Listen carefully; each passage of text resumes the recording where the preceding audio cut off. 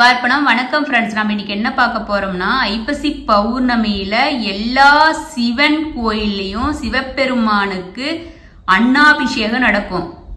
அந்த அன்னாபிஷேகத்தோட சிறப்பு என்ன அப்படின்னா, அதுக்கு ஒரு புராண கதை இருக்கு. அந்த புராண கதையை பார்க்கலாம் ஃப்ரெண்ட்ஸ். மும்மூர்த்திகளின் தலைவரா இருக்கிற நம்ம பிரம்மதேவனுக்கு சிவபெருமான் போலவே 5 முகம் இருந்துச்சு. அவரு 5 முகம் இருக்கிறதுனால சிவனுக்கான மதிப்பு மரியாதை சிவபெருமான் தான் பெருசா, நான் தான் பெருசு அப்படின்னு ஆணவமா இருக்கிறாரு. சிவபெருமானு பிரம்மதேவனின் ஆணவத்தை அடக்கிறதுக்கு அவரோட ஒரு தலைய கிள்ளிடுறாரு. அதனால பிரம்மதேவன் நான்முகனா மாறினாரு. சிவபெருமானு பிரம்மதேவன் தலைய துண்டிச்சிடுறாரு. ஆனா அவரோட தலை சிவபெருமான் கையிலேயே ஒட்டிக்குது. சிவனுக்கு பிரம்மகத்தி தோஷம் பிடிச்சிருது.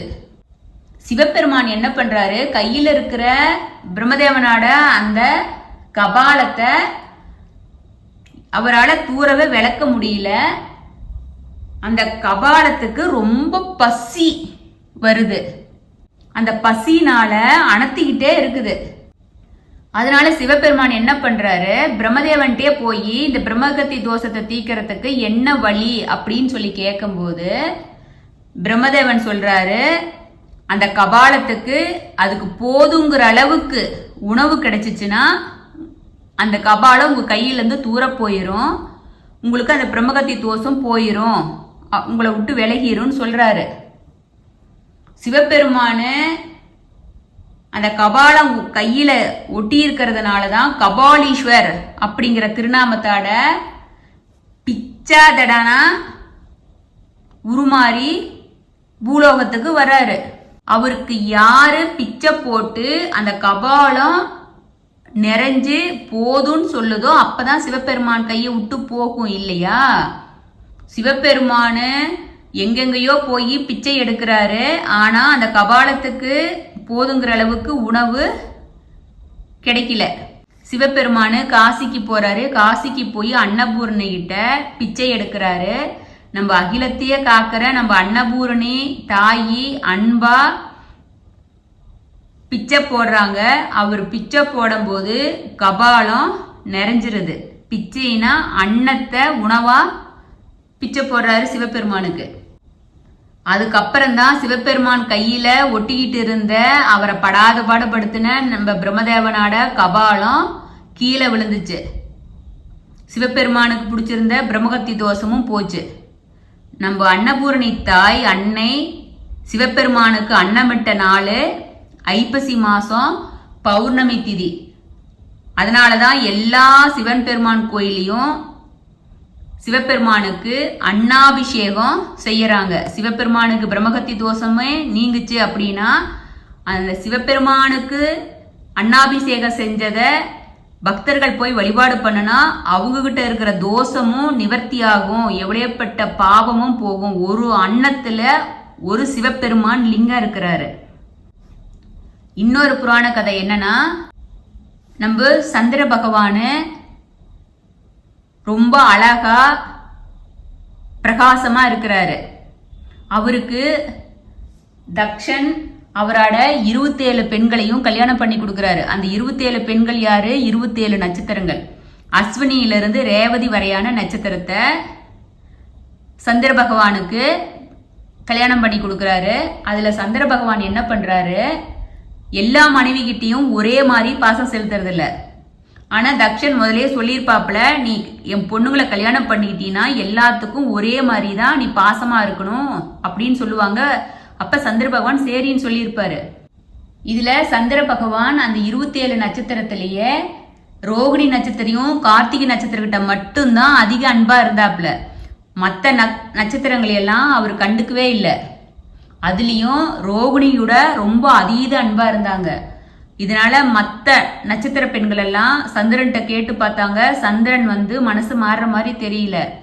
அதனால அவரோட தந்தையான தக்ஷங்கிட்ட போய் சந்திரன் இவங்கள உதாசீனப்படுத்துறதாவும் மற்ற 2 பேர்த்து கூட தான் அதீத அன்பா இருக்கிறாங்கன்னு சொல்லிட்டு புகார் சொல்லும் போது தச்சன் கூப்பிட்டு கேப்பாப்புல சந்திர பகவான அதை காதலியே போட்டுக்காத போது தச்சனுக்கு கோபம் வந்து, நீ இந்த ஒளி பொருந்திய கலைய பெற்றுக்கிறதுனால தானே நீ வந்து மற்ற பெண்களை நீ ஒதுக்குற, இன்னையிலிருந்தும் அந்த கலைகள் எல்லாம் தேஞ்சு நீ அழிஞ்சு போயிருவ அப்படின்னு சாப்பிட்றாரு. அது மாதிரியே தினம் ஒரு கலையா சந்திர பகவானுகிட்ட இருந்து தேஞ்சுக்கிட்டே வந்துச்சு. சந்திர பகவான் செய்வதறியாத என்ன பண்றதுன்னு தெரியாத கவலை வந்து இந்த சாபத்தை எப்படி நீக்கிறதுன்னு தெரியல. கடைசியா ஓடி போய் சிவபெருமான் காலிலேயே விழுவுறாப்புல. சிவபெருமானே, நான் மற்ற மனைவிகளையெல்லாம் அன்பு செலுத்தாம 2 பேத்துக்கிட்ட மட்டும் செலுத்துனதுனால எங்க மாமனார் இப்படி சாபம் கொடுத்துட்டாரு, என்னை காப்பாத்துங்க அப்படின்னு சொல்றாப்புல. அப்ப சிவபெருமானு அந்த கடைசி களை அழியும் போது சந்திரன் எடுத்து தலையில சூடிக்கிறாரு. அதுதான் பிரைச்சந்திரனா. அதுதான் 3ஆம் பிறையா சந்திர பகவானு உருவாகிறாரு. சிவபெருமானு சந்திர பகவானுக்கு அடைக்கலம் கொடுத்தாரு. சந்திரன் நோக்கி சொல்றாரு, நீ உன் தவற உணர்ந்ததுனால இன்னையிலிருந்து நீ 15 நாள் வளர்ந்துகிட்டு வருவ, அதுக்கடுத்து 15 நாள் தேஞ்சு வருவ, கலைகள் அழிஞ்சு வரும் அப்படின்னு சொல்றாரு. அந்த 15வது நாள் தான் ஐப்பசி பௌர்ணமி. 16 கலைகளோட நீ பிரகாசிப்பாய் அப்படின்னு ஆசீர்வாதம் வழங்குறாரு நம்ம சிவபெருமானு. அதுதான் அன்னாபிஷேகம். நம்ம சிவபெருமானு பிறைச்சந்திரனா சூடுனாரு. அந்த ஐப்பசி பௌர்ணமியில 16 கலைகளோட சிவபெருமான்கிட்ட ஆசி வாங்கினதுனால, அருள் வாங்கினதுனால சந்திர பகவான் 16 கலைகளோட ஒளியாட திகழ்றாரு. இதுல அறிவியல் ரீதியா என்னன்னா, ஐப்பசி மாசத்துல சந்திர பகவான் பூமிக்கு மிக அருகாமையில சந்திரன் வர்றதுனால இந்த அதிக ஒளி இருக்கிறதா அறிஞர்கள் சொல்றாங்க. அதுல நவகிரகங்கள்ல சந்திர பகவானுக்குரிய தானியம் அரிசி. தனக்கு சாப மோசனம் அளிச்ச சிவபெருமானுக்கு சந்திர பகவான் அவரோட தானியமான அரிசியனால அபிஷேகம் செய்யறதா ஐதீகமா இருக்குது. சிவபெருமான அபிஷேக பிரியரு. அவருக்கு 70 வகையான மங்கள பொருளால அபிஷேகம் நடக்கும். ஆனாலும் அதுல முக்கியமான அபிஷேகம் அன்னாபிஷேகம். அது சந்திர பகவான் செய்யறதாவும் இருக்கு ஒரு கதை. இன்னொரு கதை என்னன்னா, சிவபுராணத்துல சொல்றாங்க, இந்த உலகத்தையே காத்து ரட்சிக்கிற எல்லா உயிர்களுக்கும் உணவு கொடுக்கறது நம்ம சிவபெருமானு. இதுல சிவபெருமானு கைலாயத்திலேயே கண்ணை மூடி உட்கார்ந்துகிட்டே இருக்கிறாரு.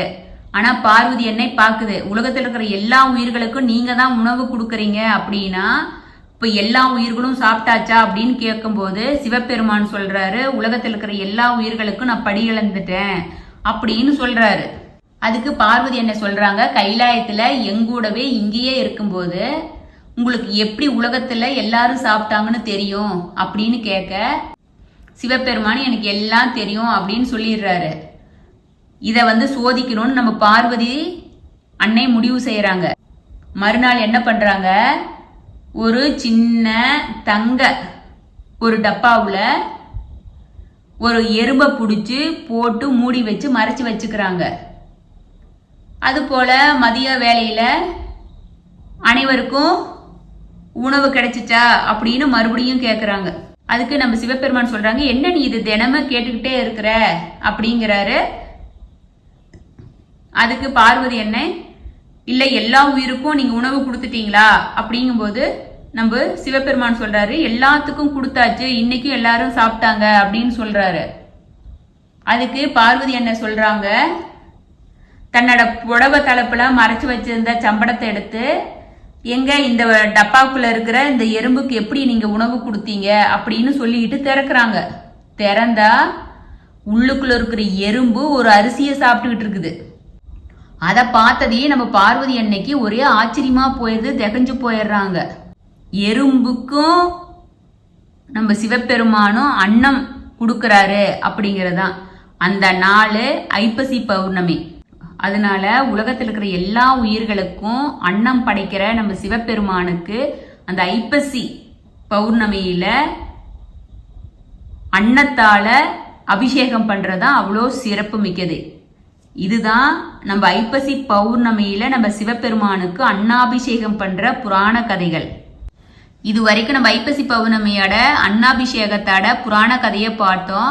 இந்த உலகத்துக்கே படியளக்கிற நம்ம அப்பா சிவபெருமானுக்கு அன்னாபிஷேகம் ஐப்பசியில நடக்குது இல்லையா? அப்ப நாமளும் நம்மளால முடிஞ்ச அளவுக்கு சிவ ஆலயங்களுக்கு ஒருபடி பச்சரிசினாச்சும் கொடுத்து நம்ம சிவபெருமான வழிபடுவோம், அப்பாவோட ஆசீர்வாதத்தை பெறுவோம்னு சொல்லி சிவார்ப்பணம் 61 சேனல் நம்ம அப்பா பாதத்திலேயே ஒப்படைக்கிறோம். சிவார்ப்பணம். வணக்கம் ஃப்ரெண்ட்ஸ்.